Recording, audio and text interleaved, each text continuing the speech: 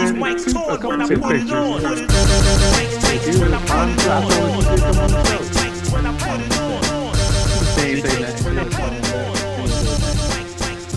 He ain't on here.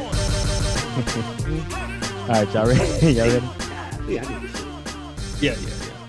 All right. 3, 2, 1. What's up, everyone? This is the On the Mic podcast. Hope y'all doing well out there. I'm Earl the GOAT. We have Jam Sessions and we have P for Parish on the mic. Y'all say what's up to the people. What's going on, people? What up, people?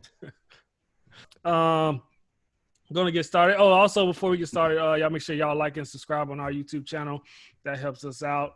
We're going to start with our Black History fact. This one goes out to Fannie Lou Townsend. Also, well, now after she got married, she's known as Fannie Lou Hamer, which everybody might know her as. But she was born Fannie Lou Townsend.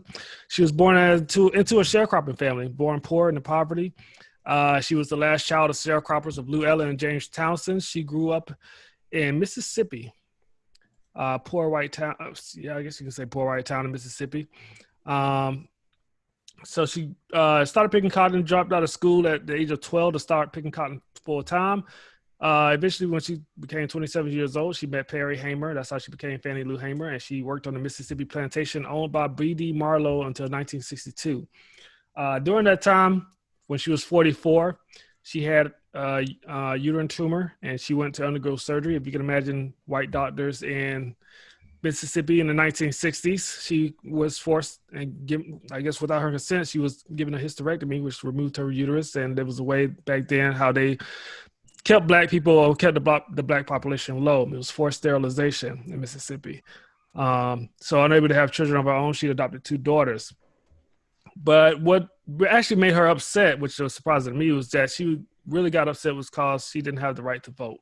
Black people didn't have the right to vote. So she went and protested to Congress, went everywhere, all around the United States, trying to get black people the right to vote. She was denied, unfairly denied. And because of her efforts to try to get people to vote, police harassed her. And her friends were thrown in jail, beaten up.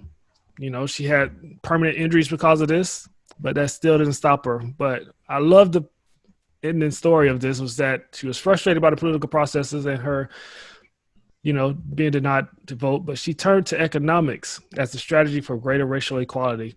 So in 1968, she created a pig bank to provide free pigs to the black farmers to breed, raise, and slaughter. A year later after that, she launched the Freedom Farm Cooperative, which she bought up land for blacks that could own. Well, she bought up a whole bunch of land so blacks could own and farm collectively. With the assistance of donors, including Harry Belafonte, she purchased 640 acres, launched a coupe store, boutique, a sewing enterprise, and she single-handedly ensured that 200 units of low-income housing were built. Many of them still exist in Ruralville, Mississippi today.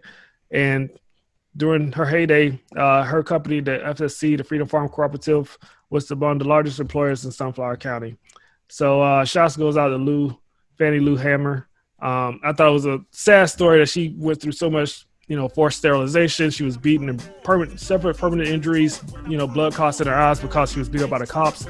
But she still pursued and, persisted to go, make money or economics as a turning point for black people. So that's it for that. That was kind of long, but I just had to give her a full story. Never heard of her.